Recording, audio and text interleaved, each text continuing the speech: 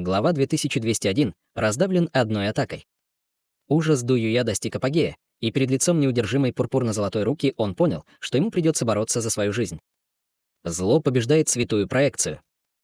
Он быстро сделал ручную печать, после чего белая зарождающаяся душа ростом около полфута немедленно вылетела из его макушки. Зарождающаяся душа имела сильное сходство с Дуюем, и как только она появилась, она срочно открыла рот, чтобы выбросить шар мерцающей сущности золотой крови. В тот момент, когда шарик кровавой сущности был изгнан, юное лицо Дуюя внезапно сморщилось, как будто он мгновенно постарел более чем на 10 лет, а его глаза также стали совершенно пустыми и бездушными. В то же время позади зарождающейся души появилась белая гуманоидная фигура ростом более сотни футов, стоящая в воздухе прямо над Дуюем. Гигантская гуманоидная фигура была такой же четкой, как настоящий человек, но черты ее лица были полностью размыты. На нем была белая ученая мантия с ученой шляпой на голове, и все его тело излучало прилив неописуемой чистой энергии Ян. Однако гигантская проекция просто зависла в воздухе, как будто не способная двигаться. Внезапно Ду Юй указал пальцем вверх, и шар сущности золотой крови мгновенно взорвался, образовав огромную золотую руну, которая в мгновение эйка исчезла в теле проекции.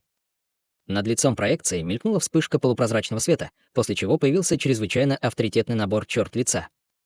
В этот момент массивная пурпурно-золотая рука находилась всего в 70 футах от белой проекции. Перед лицом обрушившейся на него ужасающей силы тела проекции начало слегка расплываться, как будто оно вот-вот превратится в ничто. Прямо в этот момент белая проекция внезапно открыла глаза, обнажая пару серебряных зрачков, затем подняла руку вверх и сделала хватательное движение. Из ее рукава тут же вырвался поток белого тумана, а затем превратился в массивную белую руку, которая яростно столкнулась с пурпурно-золотой рукой.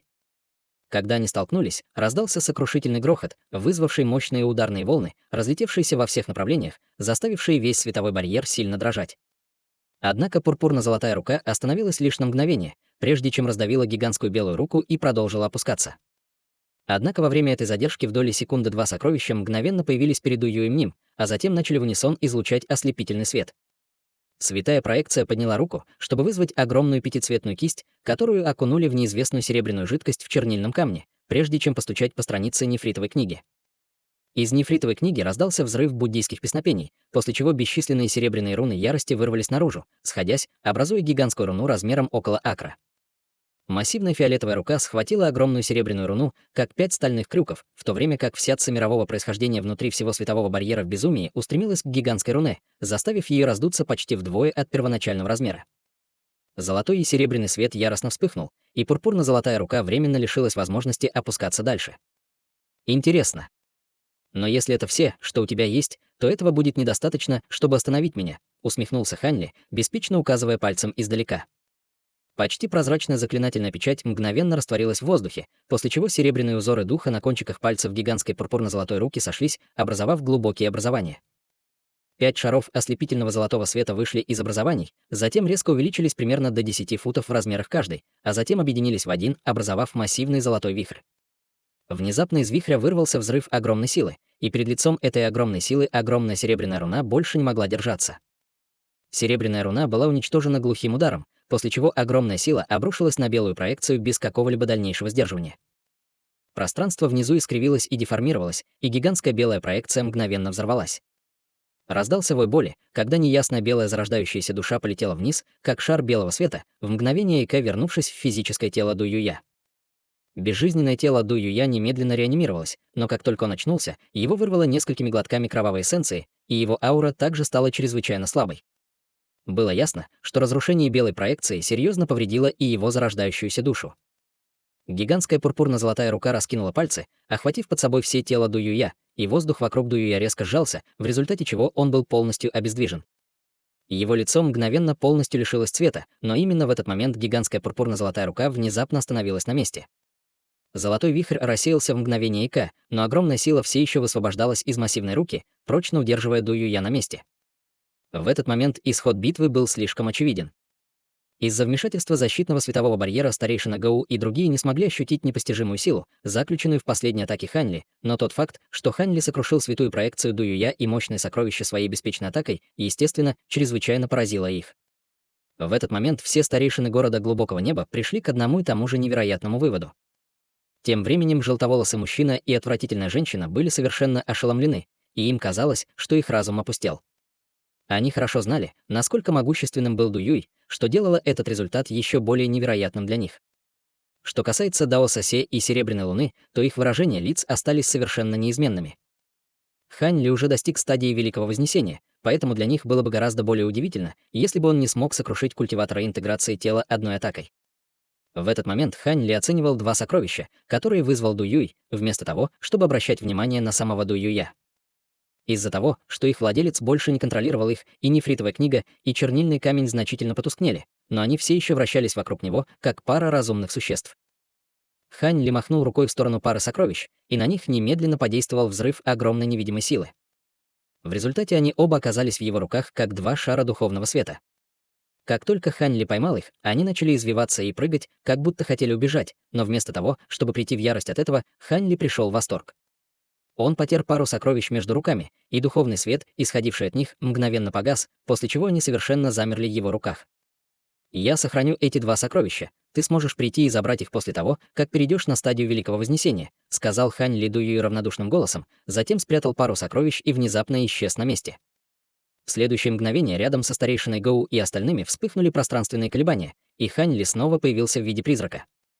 «Друг Даос Хань, ты уже достиг стадии Великого Вознесения?» Поспешно спросил старейшина Гоу паническим голосом. Все остальные тоже сразу же обратили на него свое внимание. «Хе-хе, мне действительно посчастливилось совершить прорыв несколько месяцев назад», ответил Хан Ли со слабой улыбкой, а затем без каких-либо оговорок выпустил свою ауру стадии Великого Вознесения. Всплеск духовного давления, который угрожал сокрушить все вещи, мгновенно обрушился на весь зал, и все культиваторы интеграции тела в зале были вынуждены отступить назад. Вы действительно достигли стадии Великого Вознесения. Брат Хань. Нет, старший Хань, пожалуйста, простите меня за мою грубость. Несмотря на то, что старейшина Гоу уже понял это для себя, получение подтверждения от Хань Ли и ощущение его ужасающей ауры все еще было настоящим шоком, и даже его голос слегка дрожал, когда он поспешно глубоко поклонился, успокоившись. Все остальные старейшины также почтительно поклонились с выражением шока и восторга на лицах, в то время как желтоволосый мужчина и отвратительная женщина не знали, что делать. Однако, когда Хань Ли бросил на них холодный взгляд, они сразу же вздрогнули, а затем в ужасе поклонились, что полностью контрастировало с высокомерием, которое они проявляли раньше.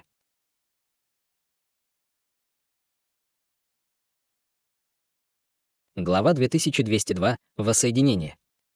Хань Ли просто беспечно махнул рукой и сказал: «Я никому не сообщил о своем прорыве, поэтому никто из вас не виноват».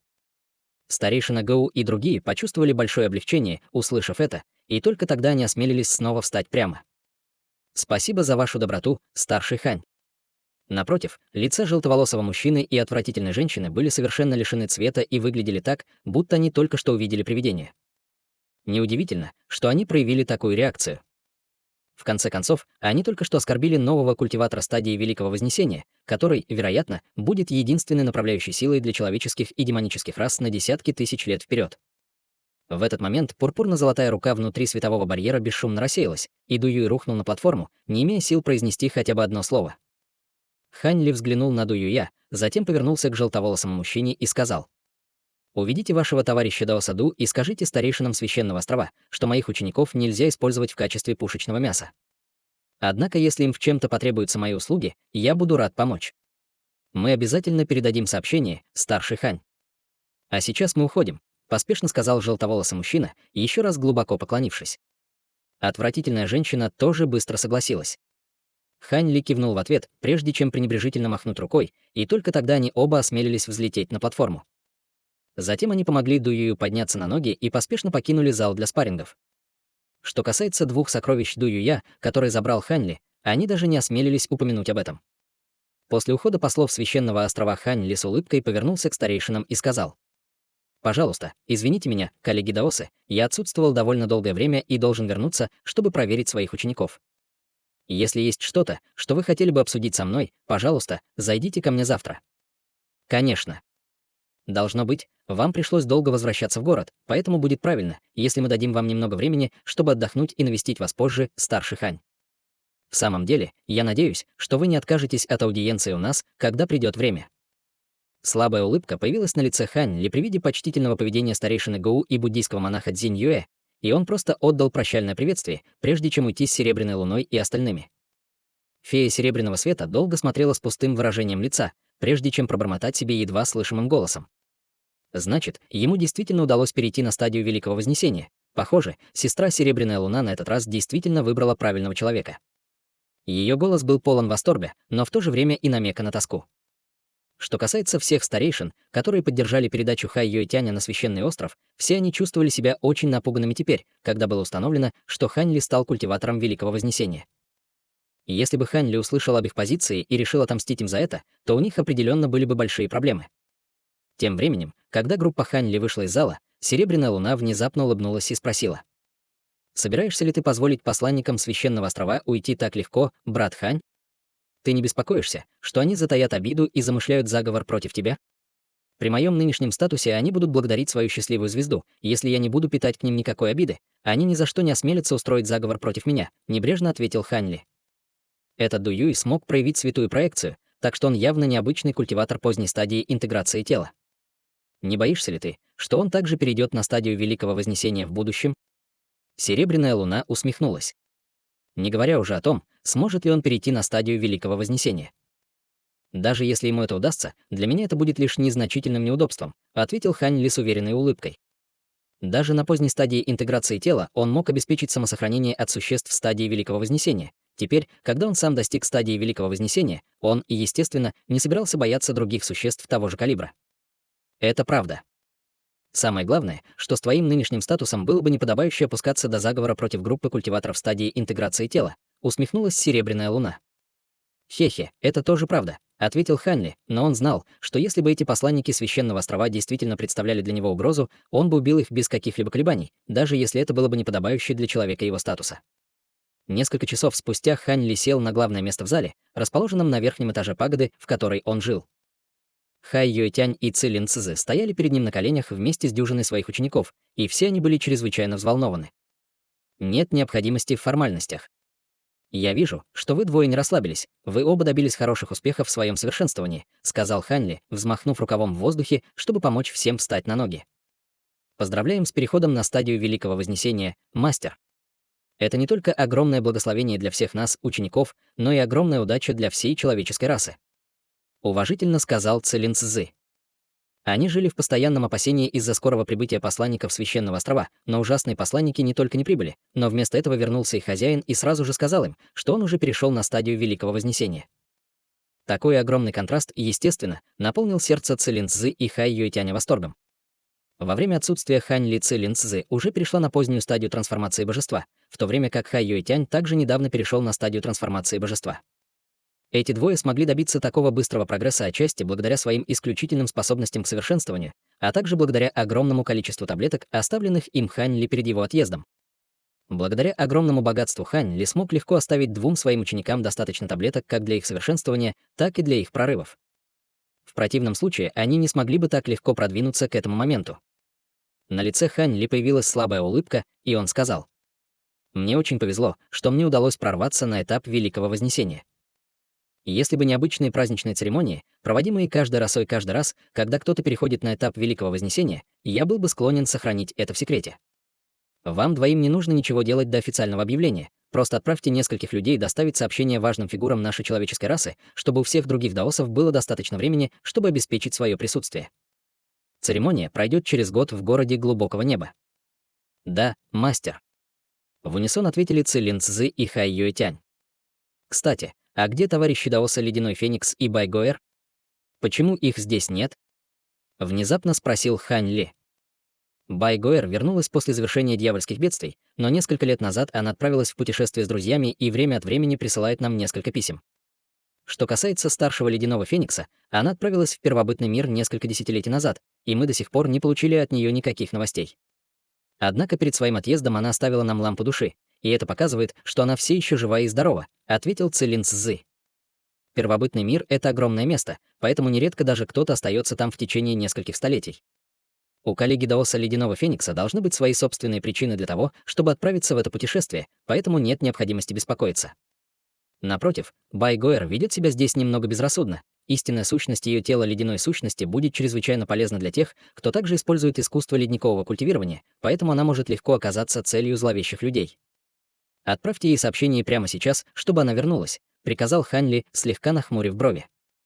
«Простите меня за то, что я сам не обдумал это, мастер». «Я сделаю это прямо сейчас», — поспешно ответил Цилин Цзы. Сразу после этого он дал наставление одному из своих учеников. Ученик почтительно поклонился Хань Ли и немедленно покинул зал. Внезапно на лице Хань Ли появилась тень улыбки, когда он посмотрел на Хай Юэтяня. «Расскажи мне о том, что происходило с тобой в последнее время, Юэтянь. В частности, расскажи мне о том, как ты раскрыл существование своего рецессивного молниеносного духовного корня». Услышав это, на лице Хай Юэтяня появилось неловкое выражение, и он ответил. «Давайте не будем вдаваться в подробности. Я знаю, что я сделал не так, мастер». Что я тебе говорил перед тем, как уйти? Твой рецессивный молниеносный духовный корень может убить тебя, поэтому ты должен быть осторожен, чтобы никому не раскрыть его существование. Что ты сделал? Ты пошел и рассказал всем в пьяной напыщенной речи. Если бы я не вернулся вовремя, ты бы навлек катастрофу на себя и, возможно, даже на своего старшего боевого брата, сказал Ханли, и на его лице появилось холодное выражение. Я больше не буду этого делать, мастер. Поспешно ответил Хай Юэтянь, снова упав на колени.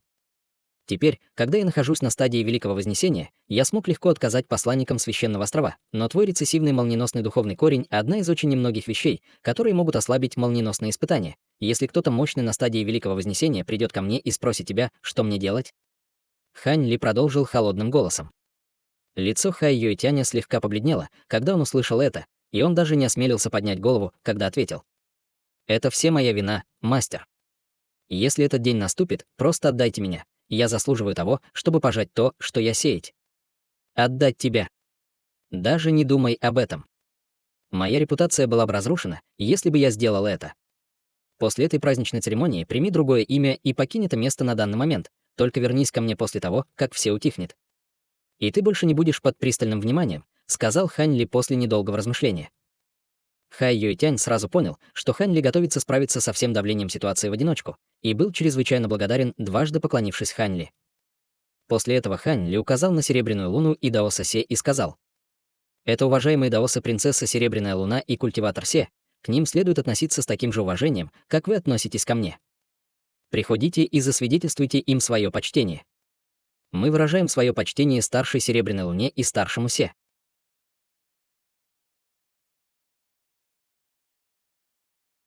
Глава 2203. Ошеломление двух рас. Цилин Цзы уже заметил Серебряную Луну и Даоса Се и сразу же выразил им свое почтение вместе со своими учениками по велению Хань Ли. Серебряная Луна с улыбкой махнула рукой, а Даос Се бесстрастно кивнул. Это Джу Гоэр. Хе-хе, ее имя отличается от имени Бай Гоэр только одним иероглифом. Я тоже был очень удивлен, когда впервые услышал ее имя. Однако она не имеет никакого отношения к Бай Гоэр. Она родом из секретного места, о котором мало кто знает. Подробности я расскажу позже, а пока все, что вам нужно знать, это то, что какое-то время она будет рядом со мной, так что просто побалуйте ее как обычную младшую боевую сестру, представил Хань Ли. Приветствую, младшая боевая сестра Чжу. Я уверен, что младшая боевая сестра Бай будет очень рада познакомиться с вами, сказал Цилин Цзы, сжимая кулак в улыбающемся приветствии. Мне, скорее всего, придется какое-то время остаться со старшим Ханем. Я надеюсь, что мы хорошо поладим, старшие боевые братья, сказала Джу Гоэр, сделав реверанс в сторону Цилин Цзы и Хай Юэтяня. После этого Цилин Цзы и другие рассказали Хань Ли о событиях, произошедших во время его уединения, и его особенно интересовало, почему дьявольская армия внезапно отступила из царства духов. К сожалению, Цилин Цзы и Хай Юэтянь были также озадачены этим вопросом, как и он. Все, что они знали, это то, что между дьявольской армией и советом старейшин города Глубокого Неба внезапно было заключено перемирие, и вскоре после этого дьявольская армия вернулась в царство старших дьяволов. Впоследствии человеческие и демонические расы смогли очень легко вернуть свою утраченную территорию, и лишь очень немногие дьявольские существа все еще оставались позади, не желая уходить.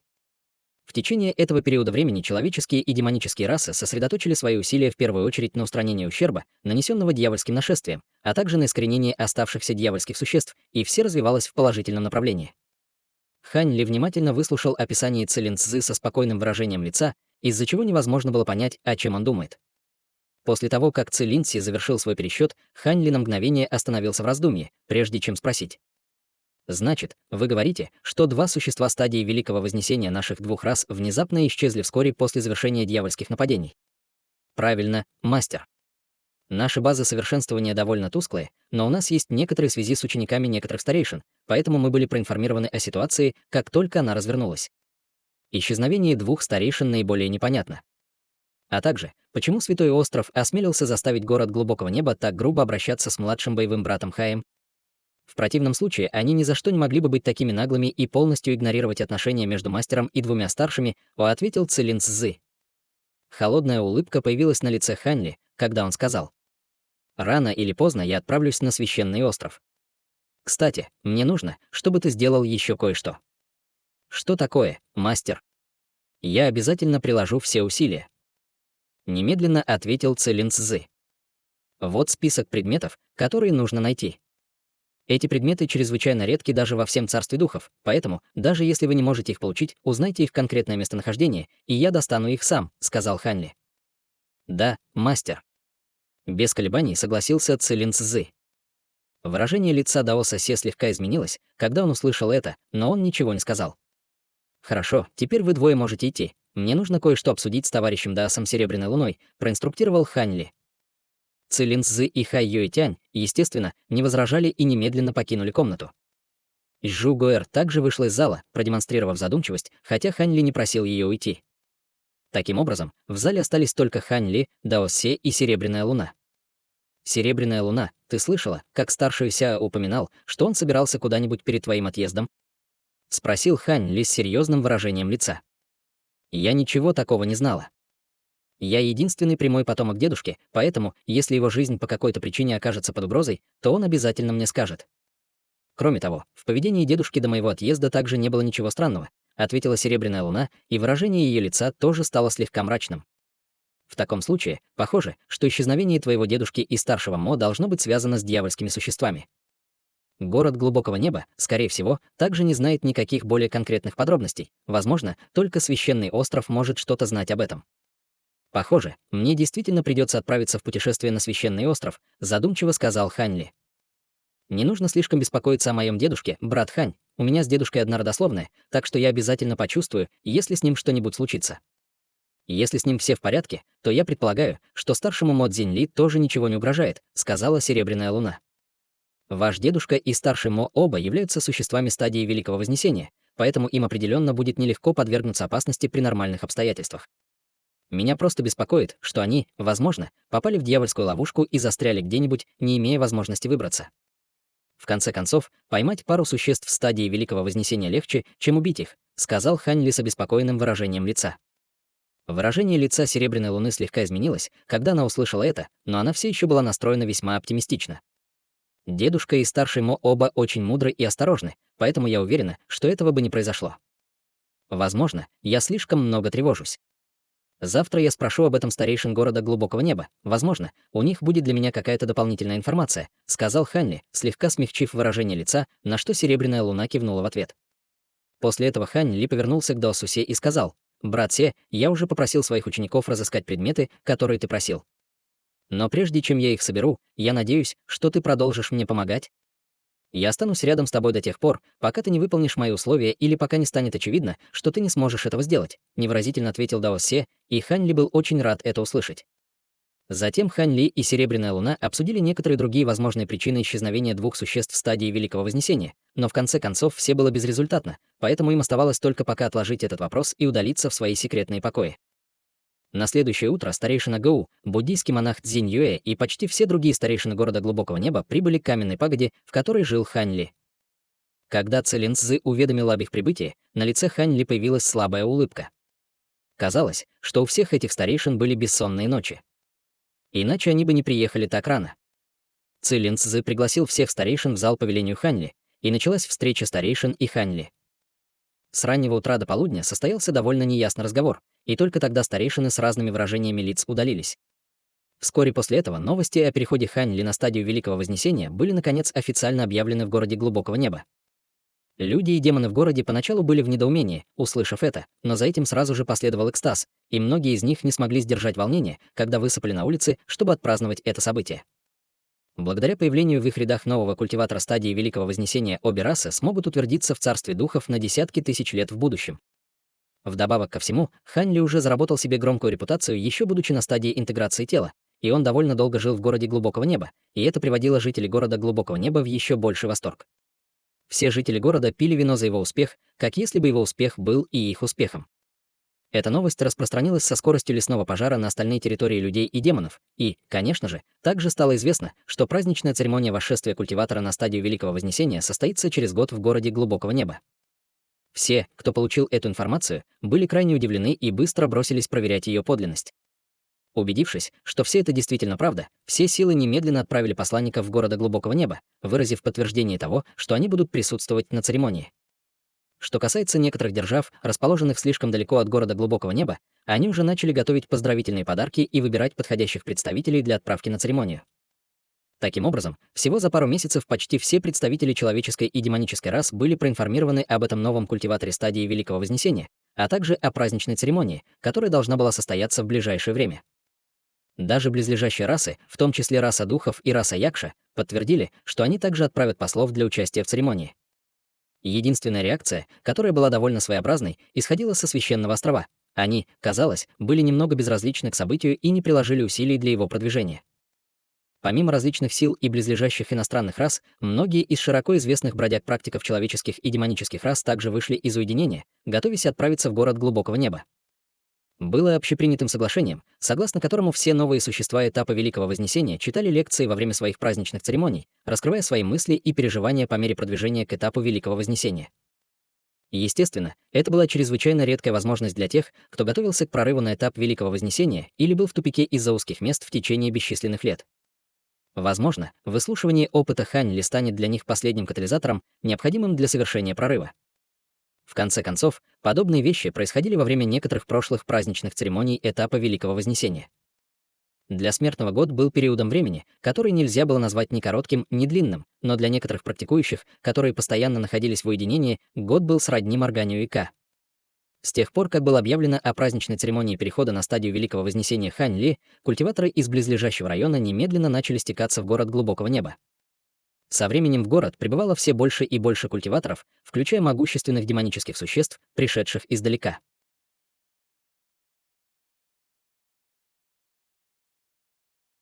Глава 2204. Начало церемонии. Некоторые из этих культиваторов вошли в город Глубокого Неба, в то время как другие создали для себя временное жилье в горных хребтах недалеко от города. В последний месяц перед церемонией в город устремилось еще больше культиваторов, почти каждый день приезжало более сотни тысяч новых людей, и в результате город стал чрезвычайно оживленным и шумным. Некоторые культиваторов воспользовались этой возможностью, чтобы найти других и установить отношения или создать всевозможные небольшие рынки для обмена необходимых им ресурсов. Что касается самого города Глубокого Неба, то почти раз в неделю там будут проводиться официальные аукционы. Во время этих аукционов часто выставляются все виды редких предметов, и даже старейшины города получают огромную выгоду от этих аукционов, приобретая множество духовных лекарств и других экзотических предметов, которые в противном случае они не смогли бы получить. За несколько дней до начала церемонии культиваторы, проживающие в близлежащих горных хребтах, также начали массово входить в город. Город Глубокого Неба был чрезвычайно огромен, но из-за такого огромного притока вновь прибывших в нем становилось довольно многолюдно. Перенаселение внезапно стало проблемой, и были даже некоторые культиваторы, которые не могли найти место для проживания. Совет старейшин города Глубокого Неба немедленно решил эту проблему, открыв несколько каменных пагод, в которых обитают городские стражи, а также несколько подземных секретных комнат в качестве дополнительного жилья. Кроме того, для вновь прибывших построили несколько временных павильонов для проживания в нескольких укромных уголках города, и только тогда едва удалось решить проблему с нехваткой жилья. Конечно, из-за огромного и стихийного прироста населения в городе стали возникать всевозможные неприятности и волнения, но Совет старейшин действовал очень инициативно и быстро решал все эти проблемы одну за другой. Все знали, что им всем не будет разрешено присутствовать на церемонии. На самом деле, скорее всего, на мероприятии смогут присутствовать лишь менее 1% всех приехавших в город Глубокого Неба. Таким образом, большинство из них прибыли в город, чтобы найти для себя возможности, поскольку такое массовое собрание высококлассных культиваторов, скорее всего, не возникнет снова в течение 1000 лет. Если кто-то сохраняет бдительность, возможно, он сможет найти могущественного мастера или присоединиться к известной секте, или сможет обменять или купить предмет, который они искали много лет. В любом случае, эта ситуация открывала бесчисленные возможности. В этот день, когда было еще очень раннее утро, на бескрайней площади в центре города Глубокого Неба появилась нетронутая белая платформа высотой более 100 футов. На платформе находился неизвестный объект высотой около 30 футов, скрытый под куском золотой ткани, а рядом с ним бесстрастно стоял полуобнаженный мускулистый мужчина.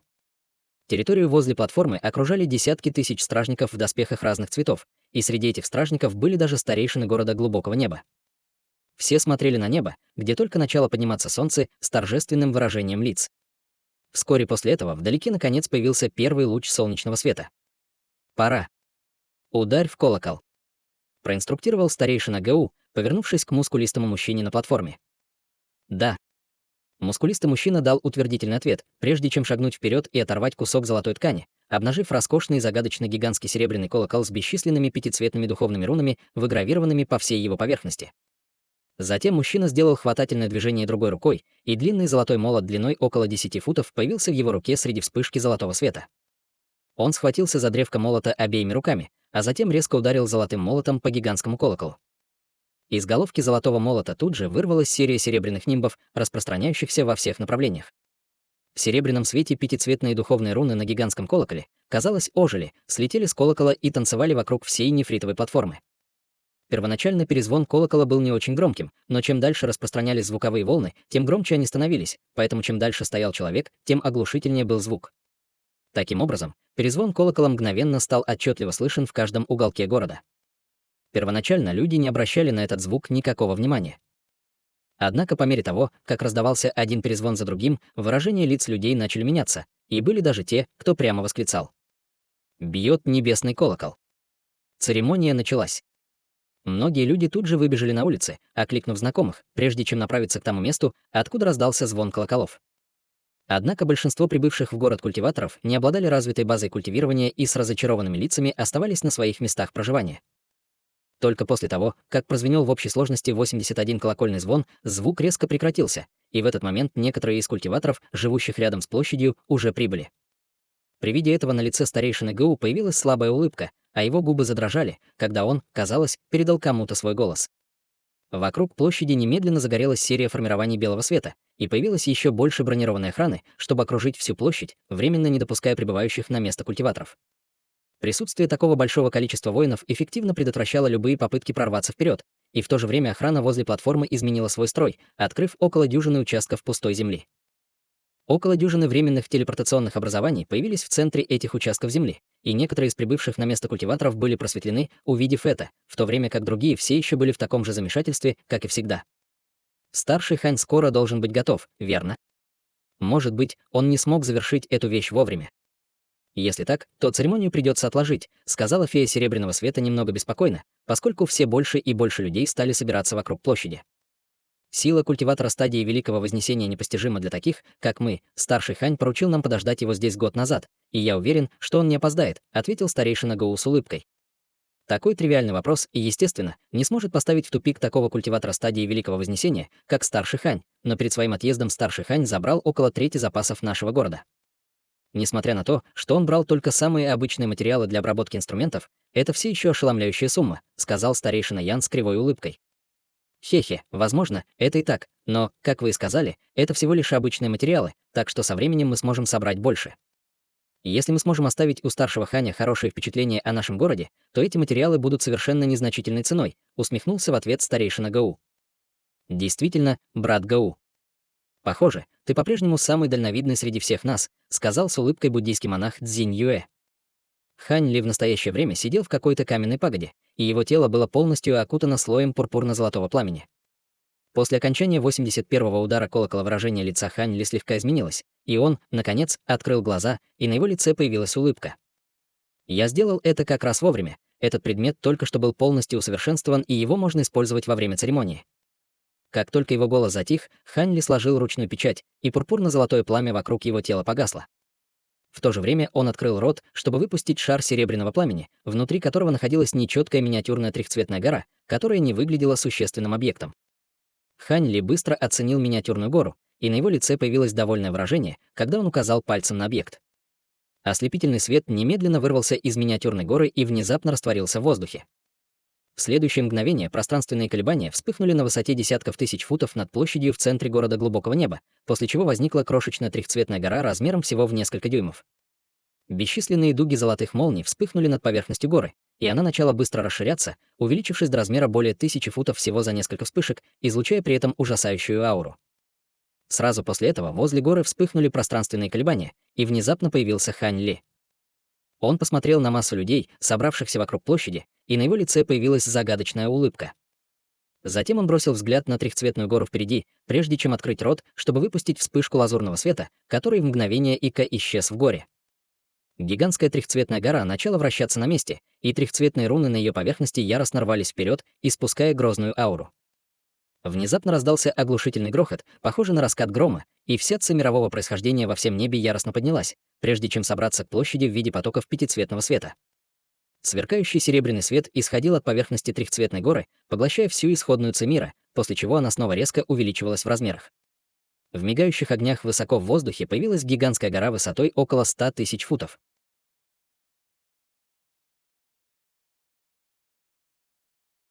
Глава 2205. Почитание бесчисленных культиваторов. Только основание гигантской горы имело размер около 50 километров, а тень, которую оно покрывало, охватывала всю центральную часть города глубокого неба.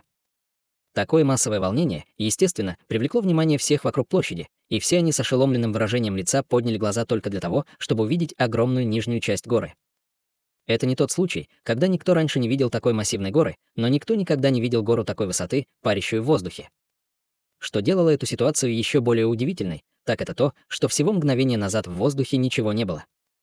Еще дальше на церемонию спешило еще больше людей, и они смогли осмотреть трехцветную гору целиком, что также наполнило их чувством трепета и благоговения. В то же время приближающиеся культиваторы обнаружили, что верхняя половина горы была усеяна бесчисленными павильонами, а вершина горы была окутана слоем тонкого белого тумана, по-видимому, скрывающего что-то из поля зрения. Некоторые из наиболее любопытных культиваторов проигнорировали охранников на площади внизу и полетели прямо к гигантской горе. В этот момент серебряный свет наконец померк, и трехцветная гора прекратила свое расширение. Слабая улыбка появилась на лице Хань Ли при виде культиваторов, летящих к массивной горе, и он небрежно наложил ручную печать. Бесчисленные руны тут же вспыхнули на поверхности трехцветной горы, создав прозрачное ограничение, охватывающее все пространства в пределах нескольких километров от горы. Все культиваторы, достигшие этой области, были мгновенно отброшены и удержаны невидимым световым барьером. Успокоившись, культиваторы обменялись несколькими взглядами, но никто не осмелился попытаться прорваться дальше. Было ясно, что эта гигантская гора каким-то образом связана с Ханьли, и если бы они раздражали этого нового патриарха стадии Великого Вознесения, это было бы сродни самоубийству. Внезапно с вершины горы раздался мужской голос.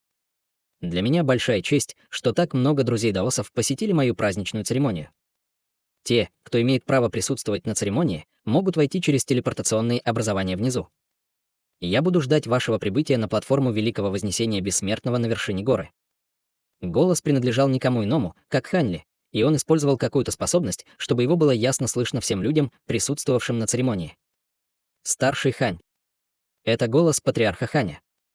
Услышав этот голос, среди ближайших культиваторов сразу же пробежало волнение, и все они спустились к площади внизу. В то же время некоторые из присутствующих уже были выстроены в стройные ряды бронированной охраны перед дюжиной или около того телепортационных формирований на платформе, и их телепортировали группами. Первая группа культиваторов, вошедшая в телепортационные формирования, прибыла в зал на гигантской трехцветной горе, и как только они вышли, они начали любопытным образом осматривать свое окружение. Их уже ждала группа слуг в белых одеждах, и, слегка поклонившись этим культиваторам, один из слуг вышел вперед и сказал: «Пожалуйста, следуйте за мной, старшие, я отведу вас на вершину горы». Эти слуги в основном находились на стадии формирования ядра и стадии зарождения души, поэтому прибывшие культиваторы не обращали на них особого внимания. Они лишь кивнули в ответ и позволили вывести себя из зала на извилистую тропу, ведущую к вершине горы. Некоторые из этих слуг в белых одеждах были учениками Цилин Цзы, а остальные были временно одолжены Хань Ли у старейшин города. Их базы культивирования не были такими уж продвинутыми, но они определенно подходили для такой простой задачи, и они были телепортированы в зал в тот момент, когда гигантская трехцветная гора приняла форму. Все больше и больше людей начали выходить из телепортационных формирований в зале, и как только зал был до определенной степени переполнен, слуга проводил всех на вершину горы. Когда культиваторы шли вверх по горной тропе, их приветствовал вид ряда красивых зданий, а также странных и экзотических растений и цветов. По живописным окрестностям также бродили духовные звери и призрачные птицы, и среди них не было недостатка в редких и легендарных зверях. Некоторым культиваторам стало очень любопытно, увидев это, и они захотели рассмотреть поближе, но как только они сошли с горной тропы, они оказались в пространстве, заполненном белым туманом и землей под их ногами. Все эти люди были очень встревожены этим, и некоторые из них стояли на месте, не осмеливаясь пошевелиться, в то время как другие использовали различные заклинательные печати, чтобы попытаться вырваться из ограничения. Однако, что бы они ни делали, ни одна из принятых ими мер не оказалась эффективной. В глазах тех, кто все еще был на горе, казалось, что культиваторы, сбившиеся с пути, внезапно напряглись и замерли, как будто их превратили в марионеток. Они впали в иллюзорную технику. Те, кто был более искусен в искусстве построений, сразу поняли, что происходит. Слуга в белой мантии, возглавлявший группу, сохранял спокойствие и поднял руку, чтобы вызвать серебряный значок, которым он взмахнул в воздухе, выпустив вспышку пятицветного света. Свет охватил всех культиваторов, ставших жертвами иллюзорной техники, и потащил их обратно на горную тропу, где они были немедленно возвращены в реальный мир. Прежде чем эти культиваторы успели отреагировать, слуга в белой мантии поклонился им и сказал: «Это гора сокровища, созданная патриархом Ханем, и помимо горной тропы, по которой мы сейчас идем, повсюду существуют ограничения, поэтому, пожалуйста, следуйте за мной, старшие. В противном случае, если я не вмешаюсь и не спасу вас вовремя, может случиться что-то плохое». Услышав это, все обменялись несколькими взглядами, а затем кивнули с кривыми улыбками на лицах. Иллюзорное ограничение, установленное культиватором Великого Вознесения, было для них непостижимо, но одно было точно — они определенно не могли с этим бороться. Остальным людям, вышедшим из зала, слуги в белых одеждах также сделали такое же предупреждение, и, за исключением очень редкого набора безрассудных людей, никто не пытался противостоять ограничению. Когда первая группа людей прибыла на вершину горы, тонкая завеса тумана уже рассеялась. Всем была открыта огромная площадь, вымощенная белыми нефритовыми кирпичами, а на вершине площади было размещено бесчисленное количество футонов разных цветов. В центре площади находилась полупрозрачная семиуровневая пагода высотой несколько сотен футов. На поверхности каждого уровня были выгравированы бесчисленные узоры зеленых духов, а на вершине пагоды находился гигантский лазурный цветок лотоса размером около акра. Лазурный лотос находился в полураспустившемся состоянии, а в его центре сидел молодой человек в лазурном одеянии с закрытыми глазами и легкой улыбкой на лице. Этим человеком, естественно, был никто иной, как Ханли. Леопардовый зверь Кирин лежал рядом с ним и лениво оценивал приближающихся культиваторов. Хотя Хань Ли не обращал никакого внимания на вошедших на площадь культиваторов, все они издалека почтительно поклонились ему, и только тогда они осмелились позволить отвести себя в угол площади, где они заняли место на предоставленных футонах. Прибывшие после этого участники церемонии также выразили свое почтение Хань Ли, прежде чем тоже сесть на площади. Среди них были личности обоих полов и всех возрастов, и были даже некоторые демонические существа с анималистическими придатками и чертами лица. После того, как эти люди сели, они сразу же закрыли глаза, чтобы медитировать, даже не осмеливаясь разговаривать с окружающими. Таким образом, вся платформа погрузилась в полную тишину. Площадь, которую Хань Ли устроил на вершине горы, была огромной, но ее максимальная вместимость все еще составляла около 40 тысяч человек. Вскоре после этого почти все футоны на всей площади были заняты, однако около миллиона человек, не имеющих права на вход, все еще оставались за пределами телепортационных образований. После этого на трибуну стали прибывать и представители разных держав. Слуги в белых одеждах привели этих людей во внутренний круг, который был довольно близок к Ханли, и эти представители также принадлежали к множеству разных рас. Еще через час вся площадь была заполнена до отказа, и старейшины города Глубокого Неба также прибыли к входу на площадь. В этот момент был ровно полдень, и в небе висело 7 сверкающих солнц. Цилин Цзы появился у подножия пагоды среди всплеска пространственных колебаний, затем отсалютовал всем и объявил серьезным голосом: «Пришло время. Пусть церемония начнется». Как только его голос затих, небесный колокол прозвенел еще несколько раз, и в небе вспыхнул пятицветный свет, и ряд прекрасных фигур начал танцевать вверху под взрывы небесной музыки. С этих прекрасных фигур с неба падали бесчисленные пятицветные лепестки, наполняя всю площадь благоухающим ароматом. Как только приглашенные культиваторы вдохнули этот аромат, их сразу же охватило чувство огромного комфорта и улучшения концентрации. Это эссенция травяного дерева, очищенная от посторонних примесей, собранная из 81 вида редких духовных растений и цветов. Немедленно воскликнул кто-то, прежде чем так же быстро замолчать, понимая, что его внезапный взрыв был довольно неуместен. На лицах многих людей моментально появилось выражение восторга, и они начали изо всех сил впитывать витающий в воздухе аромат. Однако прямо в этот момент Цилин Цзы внезапно сказал: «Теперь вы можете засвидетельствовать свое почтение».